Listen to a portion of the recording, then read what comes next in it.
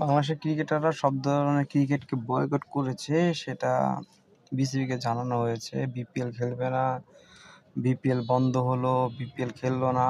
গত বৃহস্পতিবার আন্দোলন হলো, দর্শকরা টিকিটের টাকা ফেরত চাইলো, বা ঢাকার বাইরে থেকে যারা এসেছে তারা টাকা খরচ করে এসেছে, ঠিক না? টাকা খরচ করে এসেছে, সেই টাকার যৌক্তিক দাবি বা তারা দূর থেকে এসেছে এবং লাইনে দাঁড়িয়ে টিকিট কালেকশন করে খেলা দেখার অপেক্ষায়।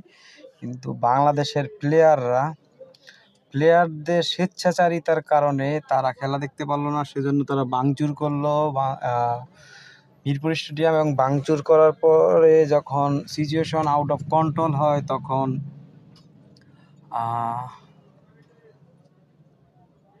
তখন আর্মির হস্তক্ষেপে সিচুয়েশন কন্ট্রোল করার চেষ্টা করলো এবং আর্মি এসে পুরো স্টেডিয়াম ঘেরাও করলো এবং দর্শকদের লাঠিচার্জ করলো এবং বিসিবি তাদের দাবি মেনে নিল। যৌক্তিক না অযৌক্তিক দাবি বলা যায়, কারণ তারা বিপিএল খেলবে না। কারণ হচ্ছে বাংলাদেশের ক্রিকেট বোর্ডের সদস্য নাজমুল হোসেন, তিনি তামিমকে নিয়ে মন্তব্য করেছেন, তামিমকে দালাল বলেছেন, এটা একটা ইস্যু।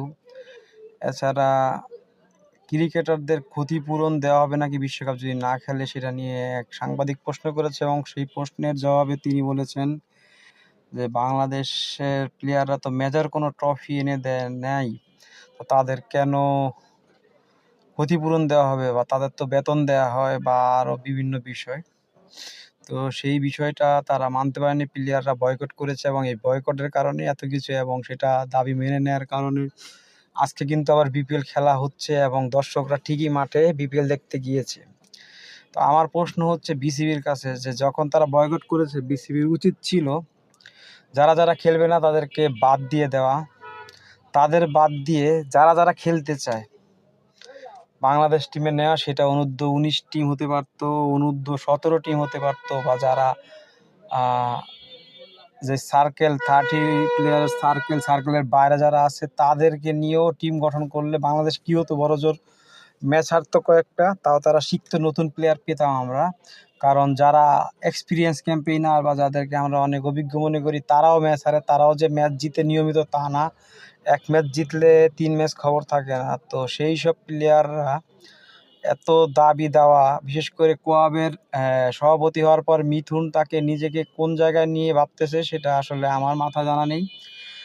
নিজেকে অনেক বড় মনে করছে এবং হ্যাঁ, আমি মনে করি ব্যক্তিগতভাবে তামিমের চামচামি করছে মিথুন থেকে শুরু করে বাংলাদেশ ক্রিকেটের সব সদস্যরা।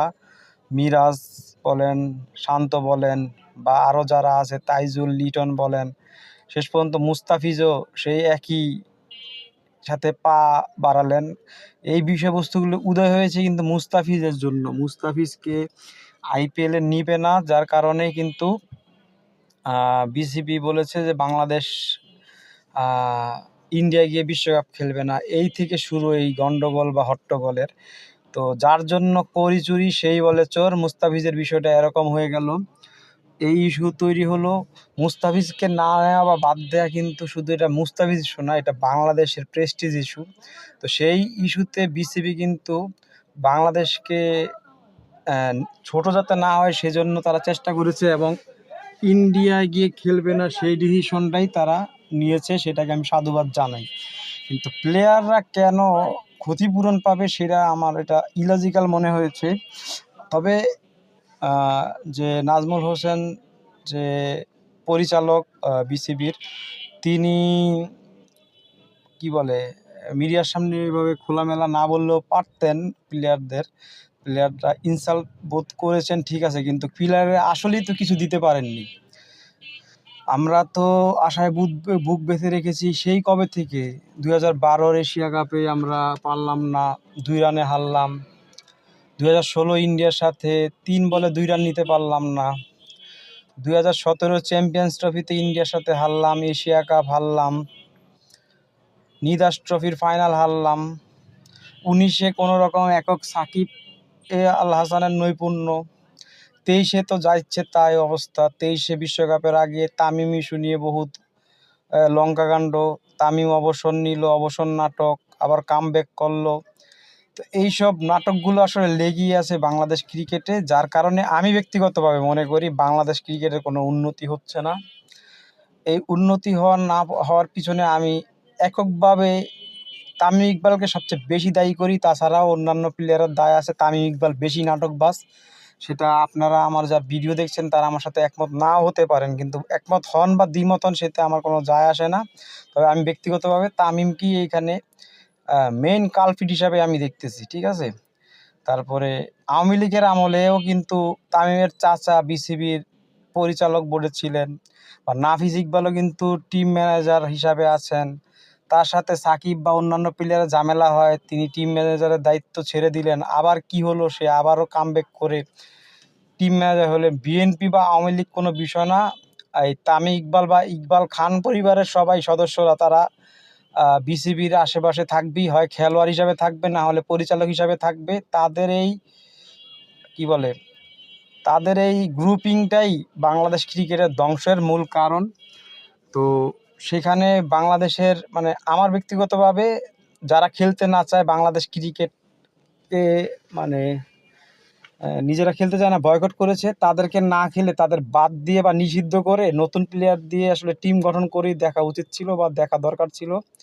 সেটা দেখলেই সবচেয়ে বেটার হতো এবং একটা উচিত শিক্ষা হতো। সেই উচিত শিক্ষা দেওয়ার সুযোগ ছিল, দেয়নি। কারণ দেশের সম্মানার্থেই কিন্তু বিসিবি এইসব কাজগুলো করছে। যদিও নাজমুল সাহেব যে পরিচালক তিনি কথা বলেছেন, সেই কথাগুলো না বললেও পারতেন, কিন্তু বলে যেহেতু ঝামেলা তৈরি হয়েছে, কিন্তু প্লেয়ারদের কিন্তু বিসিবি পাশে পায়নি এই বিপদের সময়। বা ইন্ডিয়ার মতো একটা বড় আইসিসি মেনটেন করে ইন্ডিয়া, বা আইসিসির সভাপতি কিন্তু ইন্ডিয়ার, হ্যাঁ, আইসিসির সভাপতি ইন্ডিয়ার, তারপরেও কিন্তু বিসিবি এইবার একটা সাহসী ভূমিকা দেখিয়েছে, কিন্তু প্লেয়ারদের পাশে পায়নি।